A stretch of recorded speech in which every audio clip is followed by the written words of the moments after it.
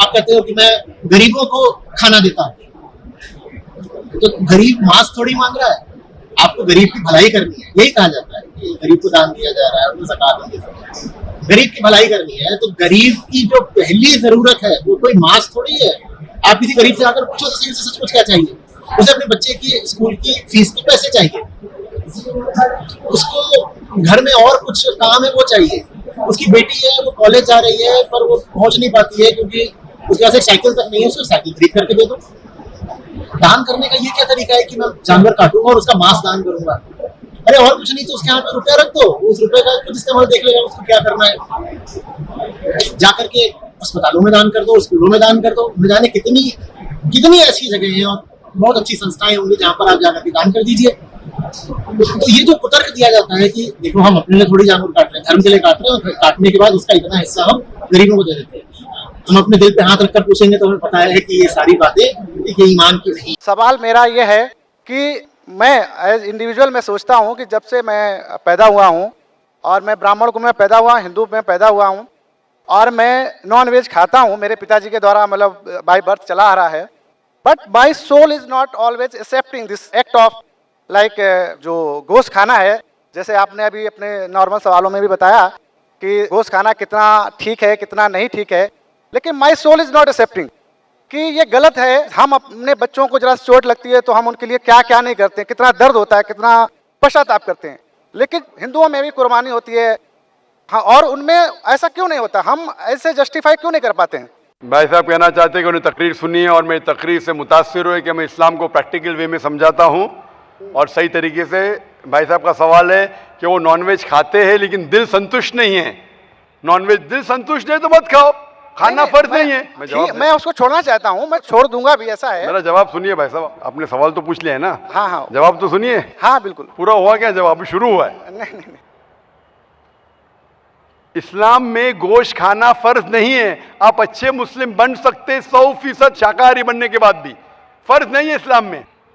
लेकिन मैंने जो आपको दलील दी वो ये दलील दी कि आप जो कहते अपने बच्चे को चोट लगती है तो दर्द होता है आपको, तो जानवर को चोट लगती दर्द होना चाहिए ना, तो पेड़ पौधे को चोट होती है आपको दर्द नहीं होता है? कैसे इंसान है आप? वही तो मेरा सवाल है कि उसमें हम जस्टिफाई क्यों नहीं करते हैं। हमारा ये है कि इसीलिए मैं कहता हूं, लेकिन पेड़ पौधों की चीख आपको सुनाई नहीं देती। आपने मेरा जवाब सुना कि नहीं? मैं जो जवाब दिया, आठवीं गलतफहमी गोश्त के बारे में मैं साफ तौर से कहा कि पेड़ भी चीखते हैं, उसकी चीख सुनाई नहीं देती। मैं पूछना चाहता हूं, आपका बच्चा गूंगा है, आप उसको चुबोते, हाथ काटते उसका, वो रोता है, सुनाई नहीं देता, तो खुश है क्या आप? मैं खुश नहीं हूं, इसीलिए तो मेरा समाधान मैं इसीलिए बोलता हूं मैं तो आप भाजी पाला क्यों खाएंगे? फिर भाजी पाला भी मत खाओ, आप जिएंगे कैसा? आप जब सांस लेते जिरासिम जाते, आपके जिस्म में जिरासिम जर्म्स जाते, जर्म्स की भी जिंदगी होती है, लाइफ होती है। आप उनका कत्ल क्यों कर रहे? आप खड़े अभी हर मिनट आप सांस ले रहे, हजारों जर्म्स का कत्ल कर रहे, क्यों कर रहे? कैसे इंसान है आप? जवाब दो। आप कातिल है। ठीक है, जो नहीं दिखता है नहीं, तो ठीक है क्या? ठीक नहीं है, नहीं दिखता है का मतलब अपनी ट्रेडिशन को, जैसा हम लोग पैदा होते हैं, जो चीज फॉलो करा दी जाती है या उसको थोप दिया जाता है, उसी को हम फॉलो करते चले आते हैं। मेरे बाप दादा कहते थे दुनिया चपटी है, क्या मैं मानूं? नहीं, मैं मान नहीं रहा हूं, इसीलिए तो मैं आपसे समाधान चाहता हूं। इसीलिए मैं कहता हूं कि साइंस अभी तरक्की कर चुकी है। साइंस कहती है कि पेड़ पौधों में भी जान है, जानवर में भी जान है। जो जानवर खाने के लिए बनाए गए उसको खा सकते हैं, जो जानवर से नुकसान होता है मत खाइए। साइंस टेक्नोलॉजी कह रही है। ये आपके परदादा जो कह रहे, कुछ सही कहते थे कुछ गलत कहते थे, जो सही कहते उसके ऊपर अमल करो, जो गलत कहते उसे छोड़ दो। आप मानते हैं कि बुत परस्ती गलत है या सही है? मैं 100% तो उस चीज को नहीं सही कह सकता हूँ कि गलत या सही है। गलत है या सही है? मैं फॉलो कर रहा हूँ तो मैं उसको सही मानता हूँ। फॉलो कर रहे इसलिए सही मानते। आप चोरी करेंगे तो चोरी सही हो जाती है? नहीं, आप नहीं करते। अगर एक इंसान बोलेगा मैं चोरी कर रहा हूँ इसलिए सही है, तो ये सही दलील है? नहीं, सही चोरी वो नहीं, मैं कहता हूँ कहा गया है, मैं पूछता हूँ, अगर एक चोर दलील देता है आपको कि मैं चोरी करता हूँ इसलिए सही, आप वो दलील को मानेंगे? तो वो समाज के द्वारा बता दिया गया कि चोरी गलत है, इसलिए हम उसको गलत, क्योंकि उसमें आपके किताब में साफ उसमें तौर किसी से का अहित होता है, किसी का अहित होता है। भाई साहब, आपकी किताबों में साफ तौर से लिखा गया है कि मूर्ति पूजा गलत है, बुत परस्ती गलत, फिर भी आप कर रहे। मुझे सर उतना अवेयर होता तो मैं यहाँ क्यों आता, इतना मनुष्य में आप अगर आ गए इधर तो अभी हाँ। पूछ रहा हूं, अभी अवेयरनेस आया कि नहीं? अभी आप 3 awareness घंटे आया, से इधर है, अभी आप समाधान अगर तो अवेयर नहीं नहीं होंगे तो आने का फायदा क्या आपके? आप इतने घंटे से है इधर, मेरी तकरीर सुन चुके हैं, जी। सवाल जवाब सुन चुके, जी। इतने हवाले दिया, मैं चैप्टर नंबर वर्स नंबर वेद का, उपनिषद का, वो मैंने लिखा अभी माश लिख लिए। जी। तो अभी आपको यकीन हुआ कि मूर्ति पूजा गलत है? गलत, इमेजिनरी चीज को मैं गलत तो नहीं मान सकता।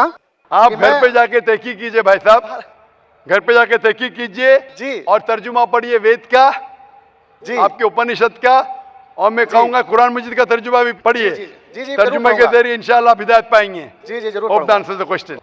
कई हिंदुओं को यह गलत फहमी है कि हिंदू मजहब में गोश्त खाने की मुमानियत है। आप जब हिंदू धार्मिक किताब का मुताला करेंगे, उनकी किताब में साफ लिखा है कि आप गोश्त भी खा सकते हैं, बकरी भी खा सकते हैं, गाय भी खा सकते हैं। वेद में लिखा है, कई किताबों में लिखा है।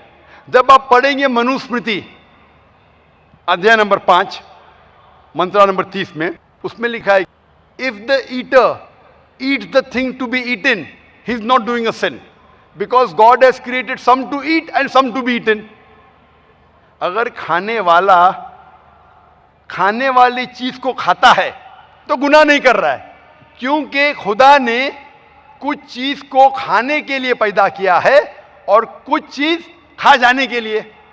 सम to eat and some to be eaten, लिखा है मनुस्मृति में अध्याय नंबर 5 मंत्रा नंबर 31 में कि अगर कुर्बानी के लिए आप कत्ल करते हैं तो आप गुनाह नहीं कर रहे। Killing in sacrifice is not a sin, लिखा है मनुस्मृति में अध्याय नंबर 5 श्लोका नंबर 39 और 40 में कि killing in sacrifice is not considered as killing. अगर आप कुर्बानी में कत्ल करते हैं तो वो कत्ल नहीं होता, खुदा ने इसकी इजाजत दी है। आप जब महाभारत पढ़ेंगे अनुशासन पर्व चैप्टर नंबर 88 युधिष्ठिर जो पांडव के सबसे बड़े भाई होते हैं, वो पूछते भीष्म से कि यज्ञ में, पूजा में हमें क्या चीज देना चाहिए ताकि हमारे परदादा खुश होंगे। तो भीष्म कहते युधिष्ठिर से कि अगर यज्ञ में, अगर पूजा में हम चावल, बार्ली, वाटर, भाजी देंगे तो हमारे परदादा 1 महीने के लिए संतुष्ट रहेंगे। अगर मछली देंगे तो 2 महीने के लिए, गोश्त देंगे तो 3 महीने के लिए, खरगोश देंगे 4 महीने के लिए, बकरी देंगे तो 5 महीने के लिए, सूअर देंगे तो 6 महीने के लिए, अगर परिंदे देंगे तो 7 महीने के लिए, हिरन देंगे तो 8 महीने के लिए। पूरा मेन्यू है, आपको क्या चाहिए? मछली, गोश्त, बकरी, परिंदा।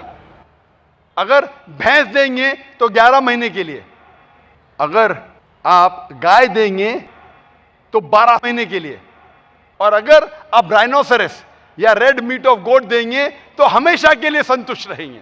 पूरा मेन्यू है, क्या चाहिए आपको? फिर भी हम देखते हैं कि हमारे हिंदू भाइयों और बहनों, उनको गलत फहमी है कि हिंदू मजहब सिखाता है कि गोश्त खाना हराम है। क्योंकि जब हिंदू मजहब से काफी लोग जा रहे थे और मुतासिर हो रहे थे दूसरे मजहब से, वो क्या करने लगे?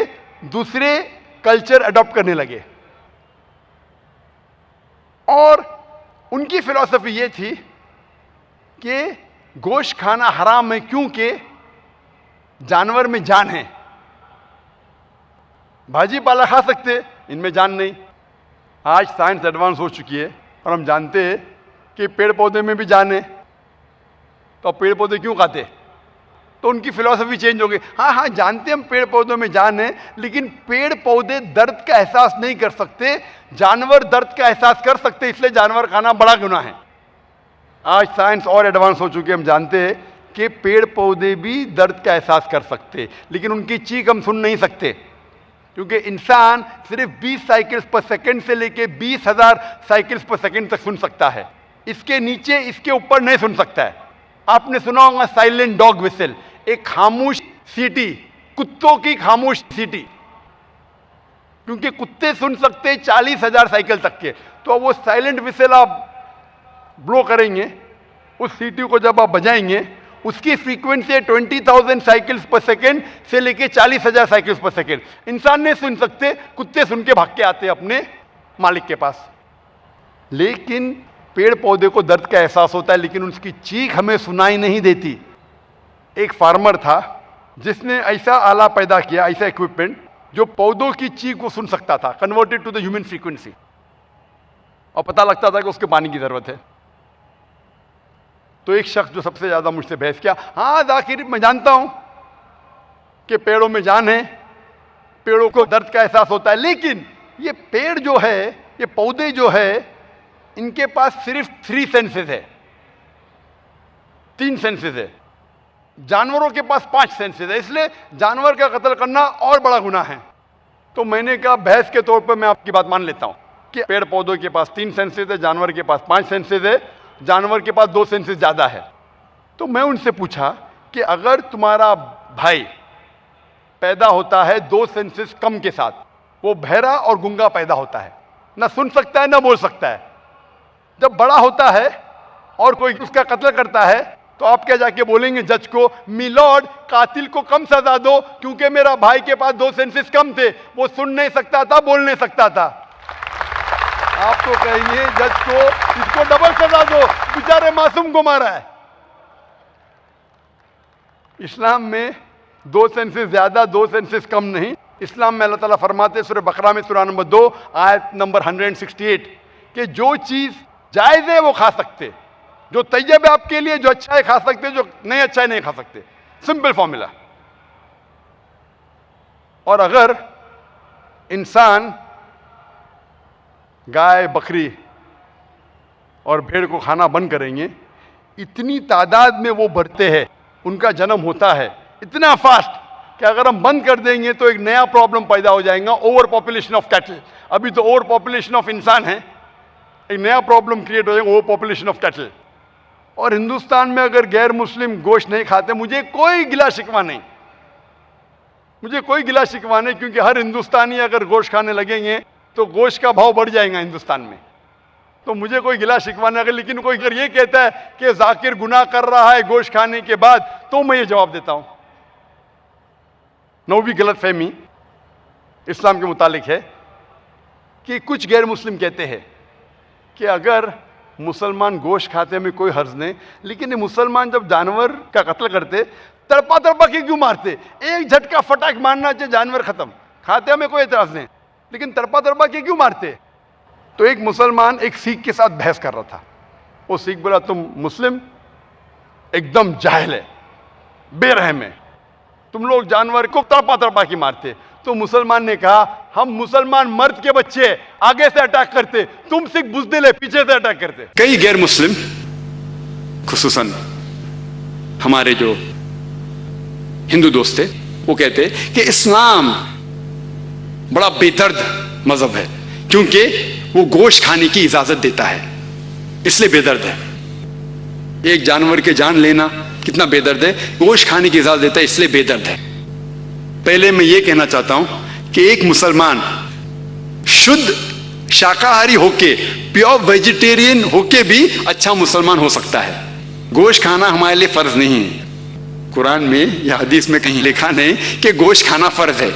एक मुसलमान अच्छा मुसलमान शुद्ध शाकाहारी होके, प्योर वेजिटेरियन होके भी हो सकता है। लेकिन अल्लाह ताला फरमाते हैं सूरह माइदा में सूरह नंबर 5 आयत नंबर 1 में कि हमने आपको खाने के लिए सारे जानवर जिसके 4 पैर है उसकी इजाजत दी है, सिर्फ जिसकी मुमानियत है।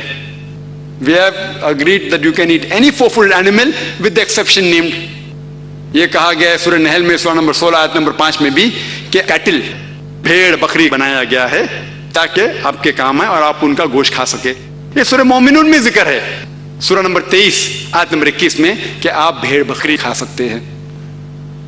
आओ पहले ये समझ ले कि इंसान के लिए गोश्त खाना सही है क्या गलत है। आज की साइंस ये कहती है कि मीट के अंदर, मटन में, गोश्त में हाई लेवल ऑफ प्रोटीन है, इट इज न्यूट्रिशियस, विटामिन के है, आयरन है and high level of protein है। हमारे जिस्म को 20 से ज्यादा अमीनो एसिड की जरूरत है। उसमें से 8 किस्म के अमीनो एसिड जिस्म में बनाए नहीं जाते, तो वो 8 अमीनो एसिड हमें खाने में लेना जरूरी है।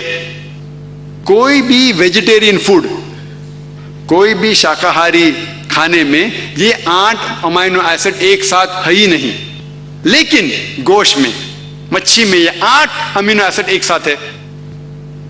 वो अलग बात है कि अगर हम डिफरेंट वेजिटेबल्स खाएंगे, फ्रूट्स खाएंगे, तो शायद 8 एक साथ में हो जाए, लेकिन एक साथ में एक वेजिटेबल में 8 अमीनो एसिड मौजूद ही नहीं है।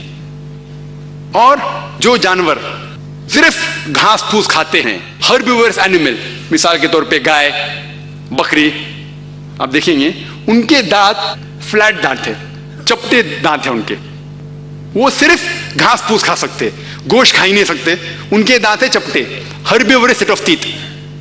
आप वो जानवर को देखेंगे जो गोश्त खाते हैं, मिसाल के तौर पे शेर बब्बर, चीता, उनके नोकीले दांत है, कैनाइन टीथ, वो सिर्फ गोश्त खाते हैं, घास फूस खा ही नहीं सकते। अगर आप जाके आईने में अपने दांत देखेंगे, हमारे पास चपटे दांत भी और नोकीले दांत भी है। अगर अल्लाह ताला चाहता कि हम सिर्फ घास फूस खाए, तो ये नोकीले दांत क्यों दिए हमें, तो कैनाइन सेट ऑफ टीथ क्यों दिए? इससे यह जाहिर होता है कि हम गोश्त भी खा सकते हैं। और जो डाइजेस्टिव सिस्टम है भेड़ बकरी का, वो सिर्फ घास फूस खा सकता है, घास फूस हजम कर सकता है, गोश्त हजम कर ही नहीं सकता है। डाइजेस्टिव सिस्टम जो चीते का है, शेर का है, शेर बब्बर का है, वो सिर्फ गोश्त को हजम कर सकता है, घास फूस को कर नहीं सकता है। हमारा डाइजेस्टिव सिस्टम जो भगवान ने बनाया है, जो खुदा ने बनाया है, जो अल्लाह सुब्हानहू बनाया है, वो घास फूस भी हजम कर सकता है, गोश्त भी हजम कर सकता है। अगर अल्लाह ताला चाहता कि हम सिर्फ घास फूस खाए, तो ऐसा डाइजेस्टिव सिस्टम क्यों दे जो गोश्त को भी हजम कर सकता है। और बहुत से लोग को ये गलत फहमी है, हमारे हिंदू दोस्त लोग को, कि उनकी मजहबी किताबें गोश्त खाने से रोकती हैं। ये गलत फहमी है। अगर आप उनकी मजहबी किताब पढ़ेंगे, उनकी मजहबी किताबों में गोश्त खाने की ममानियत नहीं है। अगर आप पढ़ेंगे Manusmriti chapter number 5 verse number 30, अध्याय 5 श्लोका 30, उसमें लिखा है कि भगवान ने कुछ जानवर को खाने के लिए बनाया है, कुछ जानवर को खिलाने के लिए। God has created some animals to eat and some to be eaten. अगर आप वो जानवर खाते हैं जो खाने के लिए बनाए गए हैं, तो आप कुछ गुनाह नहीं करते। मनुस्मृति अध्याय 5 श्लोका नंबर 30। आगे आप पढ़ेंगे मनुस्मृति अध्याय 5 श्लोका नंबर 31 में कहा गया है कि अगर आप वो जानवर का कत्ल करते हैं जो पूजा के लिए बनाए गए, तो आपको कोई गुनाह नहीं है। मनुस्मृति अध्याय 5 चैप्टर 5 वर्स नंबर 39 एंड 40, 39 और 40, उसमें लिखा गया है कि अगर आप सैक्रिफाइस में गोश्त खाते हैं, पूजा के लिए गोश्त खाते हैं, तो कोई गुनाह नहीं कर रहे।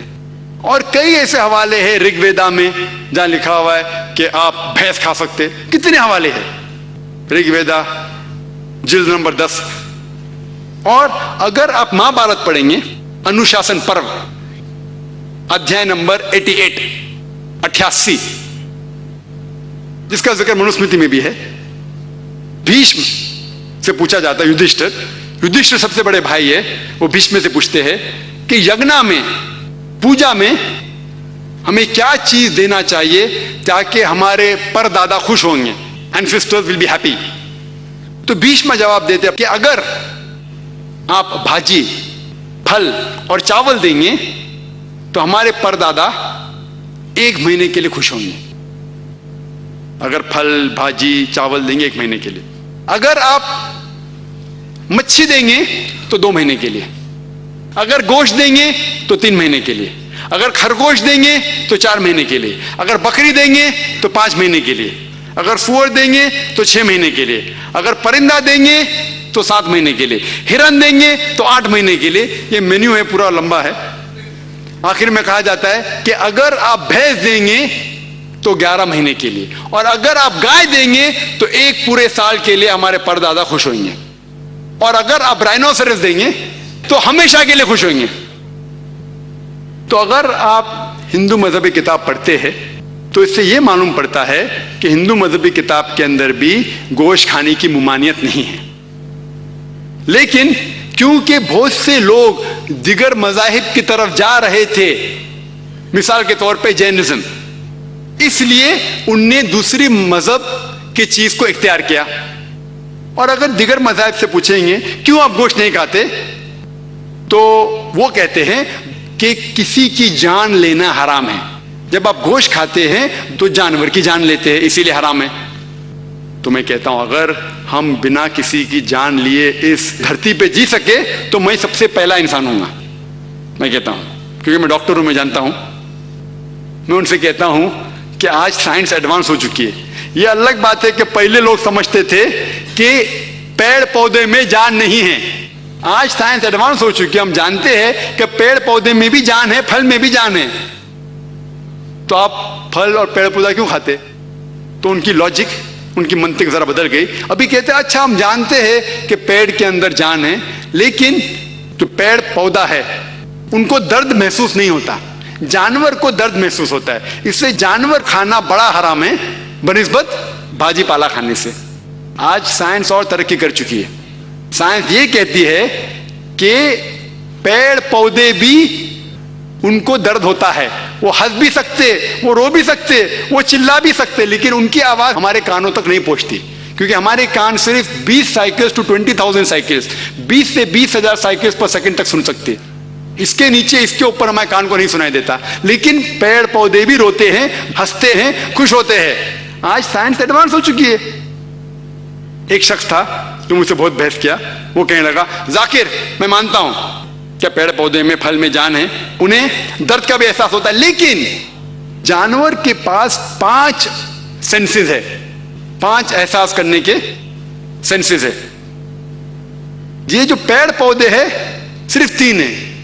तो क्योंकि पेड़ पौधे के सेंसेस जो एहसास करने के ना, एहसास मतलब टच, टेस्ट, फील, ये सब एहसास सेंसेस बोलते हैं अंग्रेजी में। तो क्योंकि पेड़ पौधे में 2 कम हैं, इसीलिए पेड़ पौधे को मारना कम गुनाह है। तो मैंने उस शख्स से कहा कि मान लो आपका कोई भाई है जो गूंगा और बहरा पैदा होता है, ना सुन सकता है ना बोल सकता है, 2 सेंसेस कम है, 2 एहसास करने की चीज कम है। अगर वो बड़ा होता है और कोई उसका कत्ल करता है तो आप जाके जज से कहेंगे कि जज मेरे भाई के कातिल को कम सजा दो क्योंकि उसके पास 2 सेंसेस कम थे। आप तो उल्टा कहेंगे कि कातिल को डबल सजा दो, उसने मासूम को मारा है, बेचारा बहरा था और गूंगा था। इस्लाम में बहरा गूंगा 2 सेंस ज्यादा, 2 सेंस कम। कुरान में लिखा हुआ है सूरह बकरा में, सूरा नंबर 2 आयत नंबर 168, उसमें अल्लाह ताला फरमाते, या अल्लज़ीना आमनू, ओ ईमान वाले, आप वो चीज खाओ जो आपके लिए हलाल है। जो हलाल है वो जायज है, जो हराम है वो नाजायज है। तो जो चीज हलाल है हम खा सकते हैं।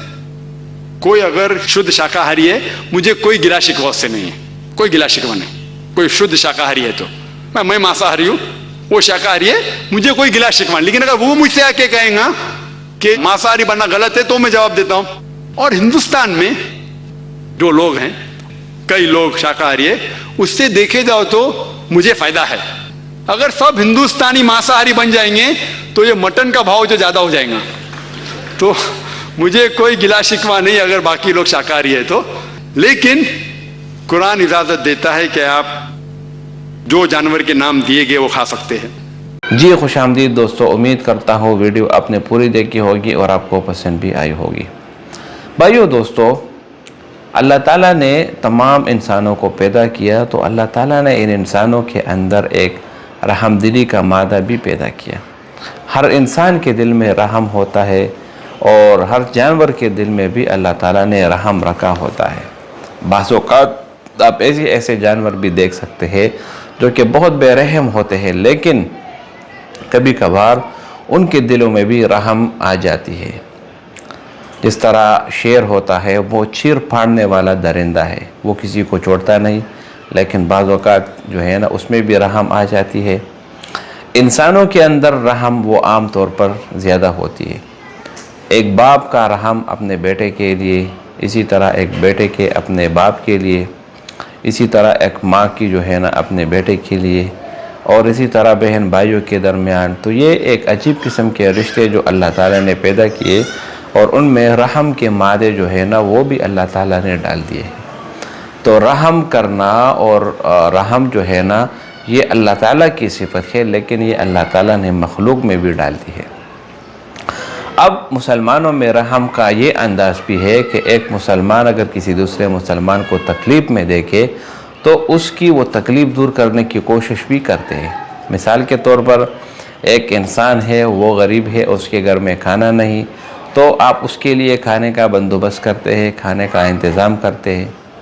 तो ये चीज़ ऐसी है कि इसको करने से जो है ना यानी इंसान के अंदर जो रहम का मादा है वो ज़्यादा बढ़ जाता है, और उससे इंसानों के अंदर जो है ना रहम का मादा वो ज़्यादा हो जाता है। तो ये वीडियो आपने देखा, इसमें जो ये हिंदू है ये कह रहा है कि ज़रूरी नहीं कि आप किसी की मदद करते हैं तो उसको गोश्त दे, आप उसको सब्ज़ी वगैरह भी दे सकते हैं। तो भाइयों दोस्तों, यानी मदद करना आपका काम है, ख्वाह वो जैसे भी हो। अगर आपकी इस्तिताअत ज़्यादा हो तो आप किसी को गोश्त देकर भी आप उसकी मदद कर सकते हैं। और हम मुसलमानों को ईद उल अज़हा के मौके पर यह सिखाया गया कि आप जब कुर्बानी करते हैं तो कुर्बानी का गोश्त आप गरीबों में बांट दो। ऐसे ऐसे लोग भी मौजूद हैं जो कि पूरे साल गोश्त नहीं खाते सिवाय ईद उल अज़हा के। क्यों? क्योंकि उनकी जो रोज़ी होती है, उनकी जो आमदनी होती है वो इतनी ज़्यादा नहीं होती कि जिससे वो अपने आप के जो मसाइल है वो ख़त्म कर सके। इसी तरह उनकी जो रोज़ी रोटी होती है वो आमतौर पर सब्ज़ियाँ होती है पूरी साल, लेकिन ईद उल अज़हा के दिन उनको गोश्त जो है ना वो मिल जाते हैं, तो फिर उससे वो मज़े मज़े के सालन और पकवान वो तैयार कर देते हैं। तो यहाँ पर जो ये हिंदू है इसकी जो है ना इसकी जलन थोड़ी सी ज़्यादा हो जाती है, और इसकी जलन की सबसे बड़ी वजह ये है कि जो चीज़ ये नहीं खाते हम उसको ज़बह कर देते हैं, जिस चीज़ को ये अपनी माँ मानते हैं हम उसको ज़बह कर देते हैं, उसकी कुर्बानी कर देते हैं। तो भाइयों दोस्तों, कुर्बानी करना ये सुन्नत इब्राहीमी है। सुन्नत इब्राहीमी पर अमल करते हुए हम कुर्बानी करते हैं, और हर साहिब इस्तिताअत जो साहिब निसाब हो वो उसके लिए सबसे ज़रूरी चीज़ ये है कि वो कुर्बानी करे। और इसी तरह रसूलुल्लाह सल्लल्लाहु अलैहि वसल्लम की हदीस भी है कि जिस पर कुर्बानी फ़र्ज़ हो वो साहिब इस्तिताअत हो, उसके बावजूद भी अगर वो कुर्बानी अदा ना करे तो उसकी मर्ज़ी, अगर वो यहूदी मरना चाहे या ईसाई मरना चाहे ये उसकी मर्ज़ी है। तो भाइयों दोस्तों, इस्लाम में जो सबसे ज़रूरी चीज़ है वो क्या है? वो ख़ुद एतमादी है, और इसी तरह से आपकी जो क्या है यानी दूसरों की मदद करना है।